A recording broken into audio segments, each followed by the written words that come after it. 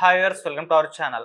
రామ్ గోపాల్ వర్మ గారి వాళ్ళంతా కూడా ఆయన న్యూసే అరెస్ట్ అయిపోతారు, ఆయన ఇంటికి కూడా పోలీసులు వచ్చేసారు, పొద్దు నుంచి కూడా చూస్తున్నారని అరెస్ట్ చేయడానికి అని చెప్పేసి వార్తలు హడావిడి చేస్తే మనంతా కూడా చూస్తాం. కాకపోతే ఆర్జీవి గారు మాత్రం అసలు కనబడట్లేదు, అజ్ఞాతంలోకి వెళ్ళిపోయారు, పారిపోయారని చెప్పేసి కొందరు, కోయంబత్తూరులో ఉన్నారని చెప్పేసి కొందరు, శంషాబాద్ దగ్గర ఉన్నారని చెప్పేసి ఈ విధంగా వార్తలు అయితే వస్తున్నాయి. అసలు ఆర్జీవి గారు ఎక్కడికి వెళ్ళారు, మరి పోలీసు విచారణకు ఎందుకు హాజరు కాలేదు, ఈ విధంగా పోలీసులకు విచారణ హాజరు కాకుండా కనబడకుండా ఉంటే ఆయన అరెస్ట్ చేసే అవకాశం అయితే ఉందా లేదా? ఇప్పుడు ఇదే అంశం మీద డిస్కస్ చేయడానికి ప్రజెంట్ మనతో పాటు జగదేవ్ గారు సీనియర్ జర్నలిస్ట్ ఉన్నారు, వారితో ఒకసారి డిస్కస్ చేసి తెలుసుకుందాం. సార్ నమస్కారం. సార్ నమస్తే. సార్, ఇవాళ ఆర్జీవి గారు విచారణకు హాజరు కాలేదు అంటే రెండోసారి, ఇది 19 నాడు నోటీసులు ఇచ్చారు, ఆ రోజు హాజరు కావాలని చెప్పేసి, అప్పుడు టైం కావాలన్నారు, మళ్ళీ 25 నాడు హాజరు కావాలని మళ్ళీ నోటీసులు ఇచ్చారు. కానీ ఇవాళ కూడా హాజరు కావాలని చెప్పేస్తారు. దాంతో పోలీసులు ఇంటికే వచ్చేస్తారు. కాకపోతే ఇంటి దగ్గర ఆయన లేడు. సో చాలాసేపు పోలీసులు అయితే చూస్తారు, ఈయన ఎక్కడికి వెళ్ళారో తెలియదు. కోయంబత్తూరు వెళ్ళారని చెప్పేసి వార్తలు వచ్చాయి, శంషాబాద్ లో ఉన్నారని చెప్పేసి వార్తలు వచ్చాయి, కొంతమంది పారిపోయారని చెప్పేసి అని అంటున్నారు.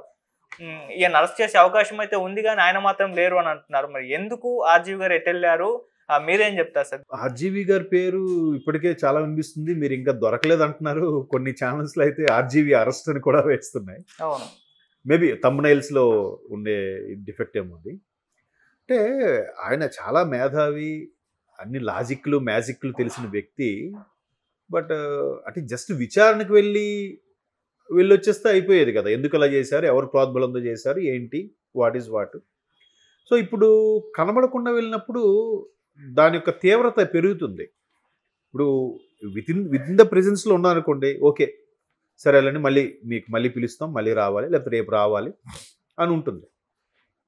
సో ఇప్పుడు ఆయన కనబడకుండా వెళ్ళిపోయారా, లేదంటే తలదాచుకున్నారా, లేదంటే భయపడి వెళ్ళిపోయారా అని రకరకాల కోణాల్లో ఆలోచిస్తే కనుక, సరే ఇప్పుడు ఓన్లీ సోషల్ మీడియాకు సంబంధించే పోస్టులు పెడితేనే పోలీసులు ఇంతగా గాలించే ప్రక్రియ మొదలుపెట్టారా? మేబీ హైదరాబాద్ వచ్చినట్టున్నారు కదా ఆంధ్ర పోలీసులు. సో అక్కడి నుంచి ఇక్కడికి వచ్చారు తెలంగాణకనంటే ఎంక్వైరీ అనుకోవచ్చు, తీసుకెళ్ళి మాట్లాడించవచ్చు, అయిపోతుంది. కానీ ఈయన తలదాచుకునే పరిస్థితికి వెళ్ళారు అని అంటే అంతకన్నా పెద్ద నేరం ఏమైనా చేశారా?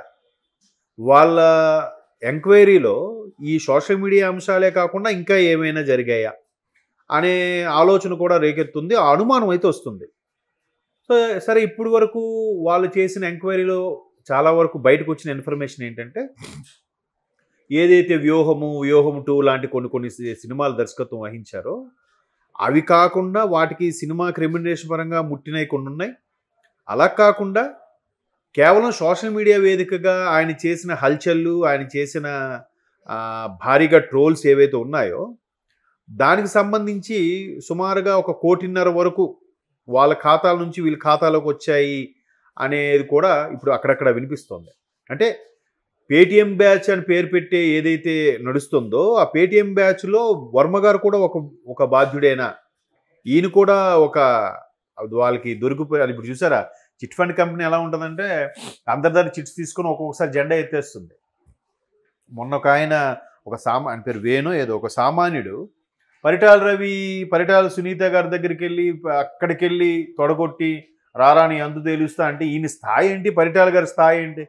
అక్కడికి వెళ్ళి మాట్లాడి అంతా ఆయన అరెస్ట్ చేసుకొని మొత్తం ఎంక్వైరీ చేశాక ఇప్పుడు బయటకు వచ్చి ఏం చెప్తున్నాడు, నా అలాగే మీరు ఎవరూ మోసపోవద్దు, ఉద్యోగము సద్యోగము లేకుండా, వ్యాపారము సంపాదన లేకుండా కేవలం పార్టీ అనుకుని తిరగద్దు, కార్యకర్తలారా నా అలా నష్టపోవద్దని చెప్పి హితబోధ చేస్తున్నాడు. జ్ఞానోదయం కలిగినట్టుంది.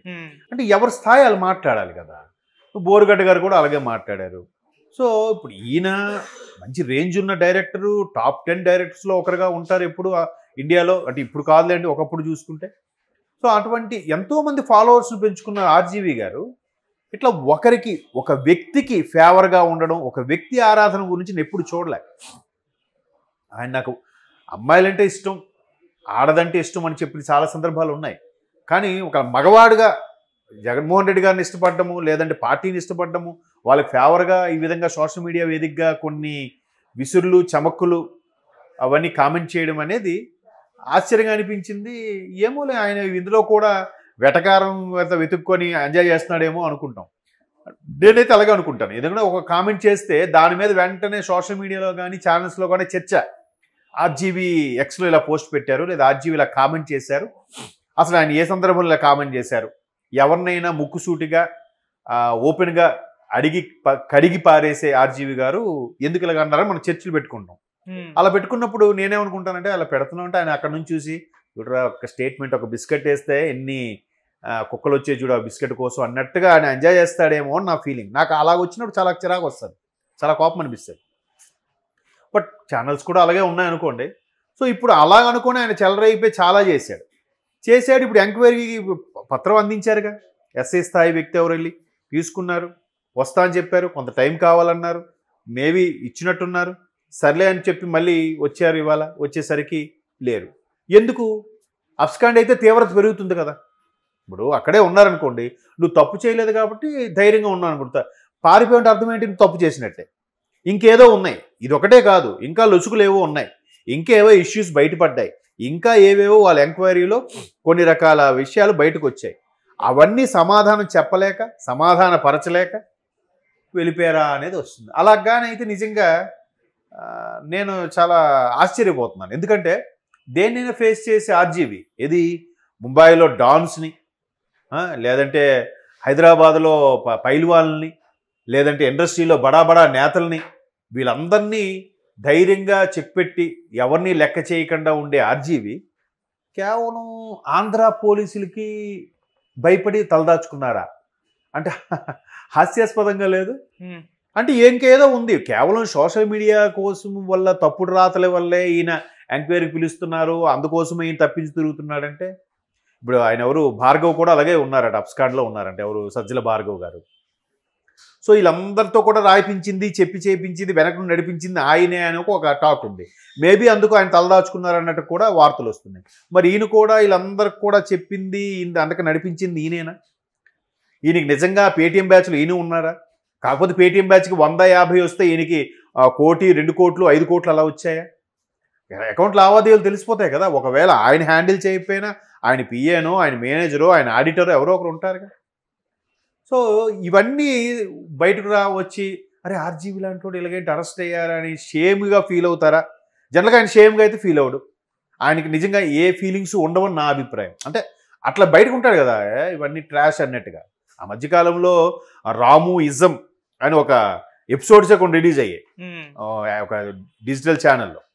సో అన్నిటికీ ఒక ఎక్స్ప్లెనేషన్, ఒక క్లారిటీ, దేనికి భయపడకుండా చెప్పే ఆయన కేవలం సోషల్ మీడియా వేదికగా